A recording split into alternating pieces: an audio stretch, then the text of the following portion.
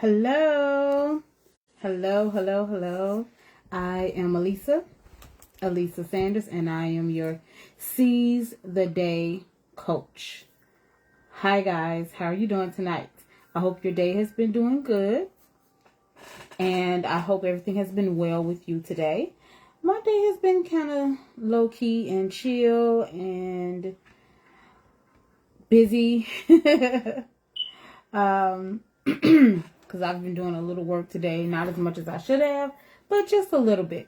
Anyway, I digress. I just want to say hello. Thanks for watching. Thanks for sharing. Thanks for commenting. Thanks for subscribing. Thank you. So, come on in, and let's talk for a little bit, okay? So, we're talking about loneliness. You see, I titled this Existing Instead of Living because that's the name of the book. That's the name of the course. And we're talking about loneliness today.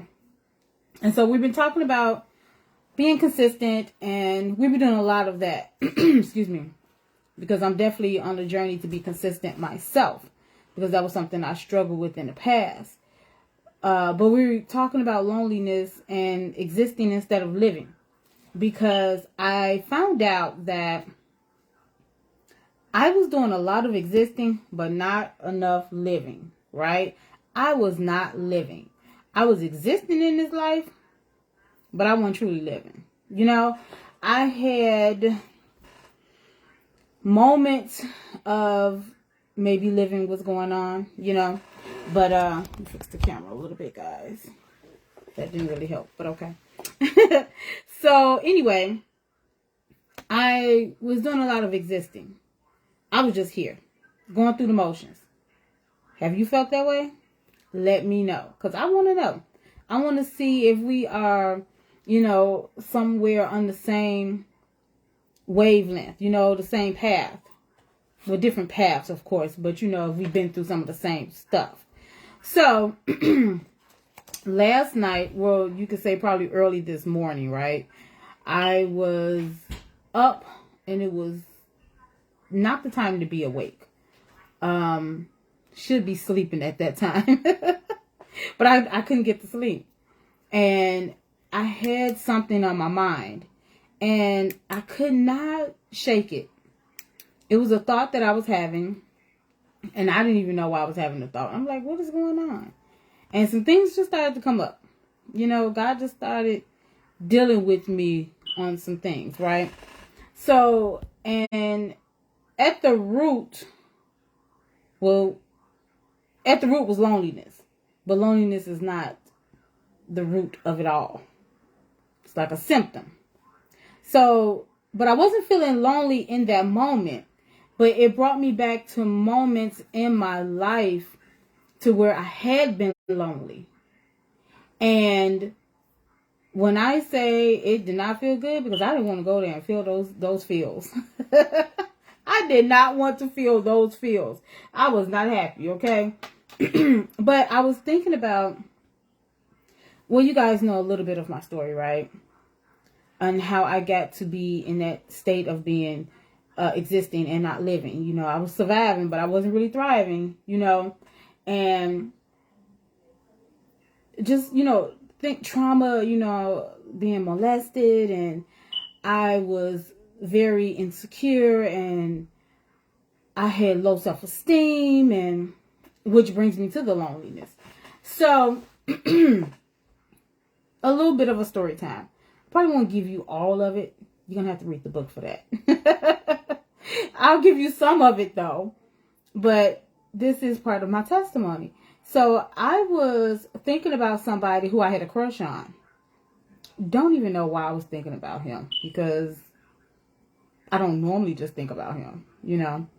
But I was thinking about him. And I was like, why is he on my mind? Now, mind you, we never like really had a relationship or anything. But I was thinking about him probably because I had a crush on him. And I'm like, girl, why you thinking about him? He in a whole relationship, got kids, all of this, you know. Not married, but he's in a relationship. And I couldn't figure it out. And I'm like, God, what is going on with me? Then I start feeling sad. And I'm like, what is going on? And I thought about those moments in my life where I was lonely, when I had been in different relationships, right? And I was in those relationships and I had no business being in either of those relationships at all. None of them. Because I was not in love, and I don't think they were in love with me either. And I did it because I wanted companionship. But I didn't really get the companionship I wanted. When you really truly think about it, I didn't get it because they weren't really showing me that they wanted to give me that. You know, they were there and they were just, it was, what was it? It was just like, more like, I did it because I wanted companionship. I don't know why they were doing it. You know, like, why would they end that particular relationship with me? You know, partially, well, we know what a lot of guys want from you. And sometimes they want stability. And they think you're the person to do it because, you know, you're the good girl or whatever it is. And I look back on it today, I can laugh like, girl, you made some bad decisions. And the reason why I was making the bad decisions was because I was lonely. I wanted companionship. I got myself into situations because I felt lonely, because I wanted somebody there. And I made very poor decisions in that. And when you're making decisions based off of you being lonely, you're going to make some bad decisions. Because you're going to allow people into your life, into your space, who have no business being there.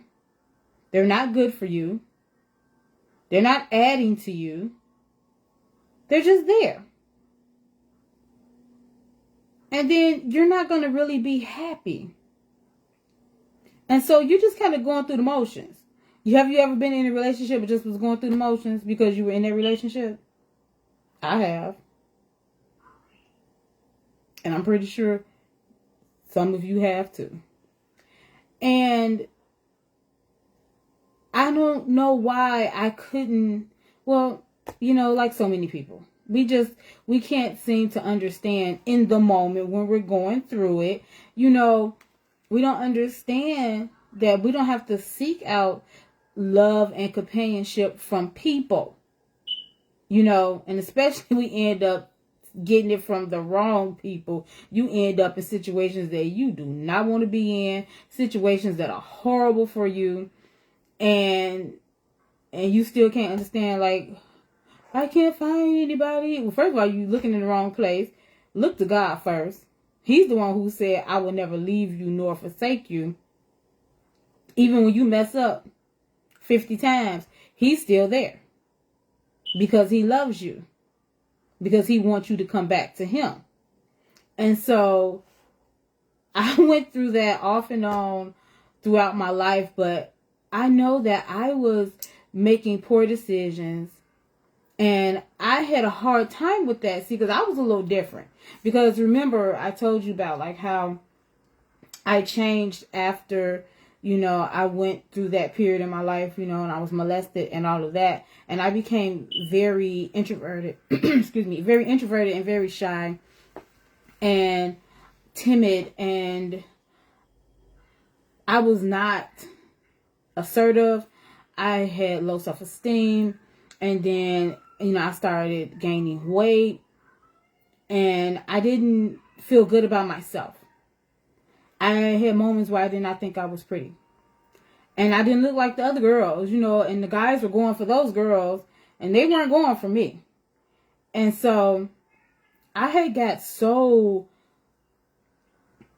sheltered inside of myself, in a shell of myself, that I didn't even want to get to a place where I was like, you know, you converse with your girlfriends and everything, and you're talking about, you know, oh, this guy is cute and that guy is cute. I was ashamed to even say if I thought somebody was cute or not, because the the conversations that I was having with myself, the dialogue that I was having with myself was so toxic. I mean, it was bad. I was like saying things to myself, and I wouldn't even show that I liked somebody because I was afraid that other people were going to look at me and say, what you looking at him for? He ain't going to go for nobody like you. I'm telling you, this was my inner dialogue. To go through those type of emotions all the time. Ooh, wait, I tell you. Whew, I look back and I say, ooh, I thank God that I am not where I was. Okay? God has been working on me. He has been healing me. I am so grateful. But it was that bad. And and it was another incident that I had went through that I thought this guy was flirting with me, or that he was interested a little bit. You know, I just thought so. You know, like we would see each other, and he was nice to everybody. You know, he was nice to everybody. He would hug them and say hello, and you know, he was just real nice to everybody. So, but it felt a little different when he would hug me, and I thought he was handsome and everything. But, you know, I never tried to let on like, oh, I like you. Or, you know, I would never. I'm not that girl, you know. I feel like if you like me, you'll say something to me, right? I would hope so. Because I'm just not that forward. I've really never been. I've been bold in places, but I'm not that forward to be like, hey, I like you. I think you cute. We should go out. Like, I haven't mustered up that courage, you know, to really do that. So... like, every time I would see him, you know, it wasn't that often, but every time I would see him, you know, we would hug, he would say hi or whatever. And my friend would tease me, like, oh, he hugged you different from how he hugged everybody else. And, you know, we would laugh and, you know, like, haha, you know, and thought it was cute or whatever.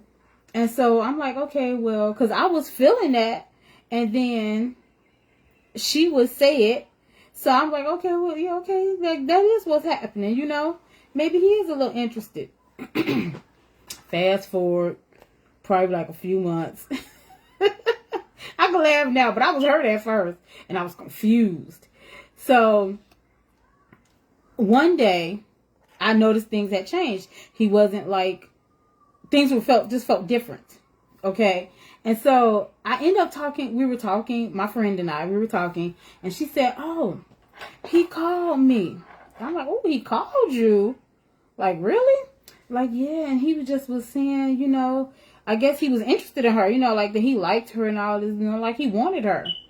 And I was floored. And I was flabbergasted. And I was hurt. And I was confused.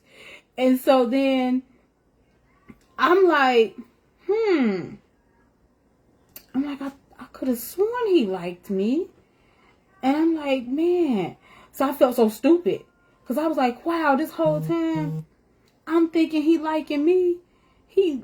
I'm thinking he looking at me, but he looking over my shoulder, looking at my friend. You know, and I'm like, wow. I was like, okay. So I just kind of like shut down. I was the queen of shut down, right? I was the queen of shut down. I would shut down so quick because I didn't want to feel anything. I was the queen of being numb. I didn't want to feel things because I was tired of being hurt. Even though like that was nothing like major because like we weren't in a relationship or anything. But it made me not trust my judgment. Because I was like, wow. I was like, okay, you know what? Maybe my judgment is off. Maybe he didn't like me. Maybe I don't know how to judge that anymore. Or maybe I just had wishful thinking. Because I felt like an idiot. Because this whole time I'm liking him. And I'm thinking he liking me. But then next thing I know, he telling my friend he like her. And I was like, ooh, okay. So, but like I had already been the queen of shutdown anyway. So like I would make sure I didn't want to feel anything. And that was part of me trying to protect myself. But what I'm saying is loneliness will make you do stupid things, okay? So don't get in the trap of being lonely and feeling alone because it's a trap. The enemy wants to trap you because if he can get you in a place where you're lonely and then so you'll reach out for something that is not good for you and it's going to hurt you. It's going to damage you in some type of way. Because I've had relationships like that in my life. You know, when I wasn't living saved, I had those type of relationships that I would be in a relationship. I would start a relationship, be in one too long, and it just wasn't good. It wasn't good at all for me.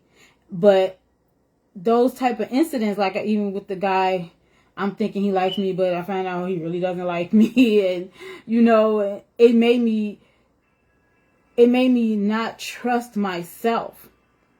And it made me, I was already dealing with a spirit of rejection. Then I started to reject myself. Like how I talked about, like I didn't even want to talk about when I thought somebody was cute. Because I felt like what other people were going to say. But I was saying this about myself. And it was crazy. I mean, that was totally crazy. But this is all of the emotions and all the things that I was dealing with. And so I was like the queen of shutdown.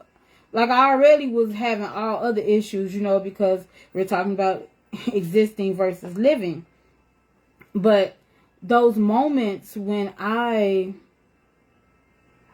was just going through the motions, I felt so horrible about myself. Which in turn made me go through that existing, you know, where I was just surviving. I was here. I wasn't really doing anything. I wasn't really living. You know, I wasn't doing anything for myself that was like fun or joyful or, you know, like I wasn't doing anything because I stayed so much in that headspace of to being by myself. Being alone, being lonely, wanting companionship, but not getting good companionship. You know, and that was, you know, romantic relationships and even friendships too. You know, I would be in things that just wasn't good for me. It wasn't good for me. And because I was lonely, I wanted a companion. I wanted somebody to care about me because I felt like nobody cared about me. I felt like I was all by myself and it was just me. Have you felt that way? Have you gone through anything like that? Have you ever dealt with those emotions? Let me know. Please tell me down in the comments because I need to know. I know I'm not by myself. I know I'm not. But what I'm saying is loneliness is a trap. Okay? And it's a bad trap. And you have to remember you are not truly alone because you do have family and friends who do truly love you and they are there for you. Reach out if you need them. Please. And number one, God is there for you. He loves you. He takes care of you every single day because he wakes you up every day. You don't wake yourself up. And when your alarm clock, it was him. And he said that he will never leave you nor forsake you. Meaning he's not going to leave you. He's not going to run away from you. You have to lean upon him for the love and affection that you need. So when somebody else does come into your life, you'll know how to reciprocate it and show it to them. And you'll know what's genuine and what's not. You'll know what's good for you and what's not. And you won't just go through the motions. Because I was in relationships and I was just going through the motions. They weren't the relationships for me because these men were not my husbands. You know what I'm saying? These relationships that I had been in. They weren't my husband. So I shouldn't have been in them in the first place. But what I'm saying is I was in relationships with people who were not the best person for me. They were not. And I was allowing it to happen because I was lonely. Because I didn't feel good. And so any type of affection, I was receiving any type of affection. But it was bad. It was bad. Because it just wasn't for me. It wasn't what I needed. It wasn't helping me in any way. It just wasn't good. It wasn't good for me. And it helped me in no way at all. It gave me some life lessons. I learned some things of, ooh, don't do that no more. I learned that. That's what I learned. Don't do that anymore. But I just want to know, have you guys felt that way? And it goes even deeper. I'm telling you, into how I was thinking, feeling, what I was going through. It's even deeper, but I don't want to keep y'all all night. Okay? I don't want to keep you all night. I just want to talk for a few minutes to see if you guys ever felt that way, if you've been through something like that. Talk back to me. I love it when you guys talk back to me. I like feedback. I need to know. And I want you to connect with me, okay? I am going to put in the comment section, I'm gonna put the quiz, a free quiz. I'm putting that in the comment section, right? Because I want you to take this quiz to see if you need some coaching from me. Because I'm your coach today, okay? I'm here to coach you out of that stuff into where you are truly living. Coach you into the good. Let's come up out the bad, those bad feelings, how we used to live or exist. We were just surviving. We don't want to just survive. We want to live and thrive, okay? We want to be abundant. So I want to coach you out of that. I want to help you out of that because I'm not in it anymore. God helped me. He put people in my life that were good for me, people who were able to help me, people who helped to propel me, people who can speak into my life. And it helped me. Going through classes and courses and things like that helped me.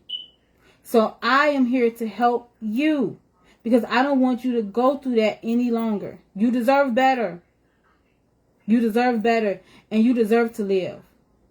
So seize the day. That means take your moment. Take the opportunity because now is the time. You don't want to wait. Take my free quiz. Let's hook up. Let me get your email so we can talk some more. That way you can know when the book drops. That way you can know when the course starts, probably in a couple of weeks, right? So, connect with me.